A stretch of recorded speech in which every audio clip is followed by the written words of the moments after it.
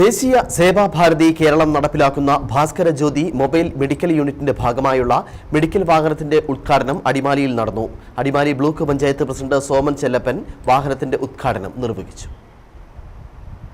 ജില്ലയുടെ വിവിധ പ്രദേശങ്ങളിൽ പ്രത്യേകിച്ച് ആദിവാസി ഇടങ്ങളിലും തോട്ടം മേഖലകളിലുമടക്കം കൂടുതൽ കാര്യക്ഷമമായി ചികിത്സാ സൗകര്യം ലഭ്യമാക്കുക എന്ന ലക്ഷ്യത്തോടെയാണ് ദേശീയ Sevabharathi Keralam Bhaskara Jyothi mobile medical unit പദ്ധതി നടപ്പിലാക്കുന്നത്.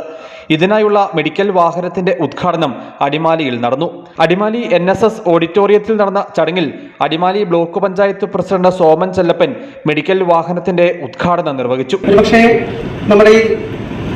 സേവാഭാരതിയുടെ സേവനം എല്ലാ മേഖലകളിലും ഇവിടെ സൂചിപ്പിച്ചതുപോലെ തന്നെ വളരെ നിർദ്ധരായിട്ടുള്ള മേഖലയാണ് അല്ലെങ്കിൽ അടിമാലി അല്ലെങ്കിൽ ഇടുക്കി ജില്ല.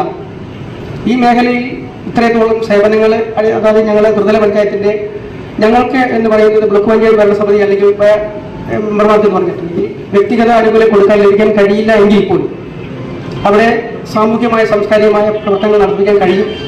പക്ഷെ വ്യക്തിപരമായ ആനുകൂല്യം കൊടുക്കുന്ന ഈ ട്രസ്റ്റുകളെ പ്രോത്സാഹിപ്പിക്കുക എന്നുള്ളത് ജനപ്രതിനിധികളിൽ എനിക്ക് വളരെ സന്തോഷം. ദേശീയ സേവാഭാരതി സംസ്ഥാന ഉപാധ്യക്ഷൻ ഡോക്ടർ വി രാജീവിന്റെ അധ്യക്ഷതയിൽ നടന്ന യോഗത്തിൽ രാഷ്ട്രീയ സ്വയംസേവക സംഘം ക്ഷേത്രീയ സേവാ പ്രമുഖ് PM രവികുമാർ സേവാ സന്ദേശം നടത്തി.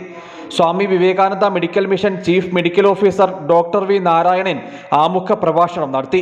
ദേശീയ സേവാഭാരതി ജില്ലാ general secretary Santhosh Kumar PG, KI Surendran, KK Rajan, Sunilkumar AK, Rajan Kairali, Raju Mani എന്നിവർ സംസാരിച്ചു. ജില്ലയുടെ വിവിധ പ്രദേശങ്ങളിൽ സേവനം ലഭ്യമാക്കുക, ക്യാമ്പുകൾ സംഘടിപ്പിക്കുക എന്ന ലക്ഷ്യത്തോടെയാണ് മെഡിക്കൽ യൂണിറ്റ് ആരംഭിച്ചിട്ടുള്ളത്. മൊബൈൽ മെഡിക്കൽ വാഹന യൂണിറ്റിൽ മുഴുവൻ സമയ ഡോക്ടറുടെയും നഴ്സിന്റെയും സേവനം ലഭ്യമാണ്. News bureau, Adimali.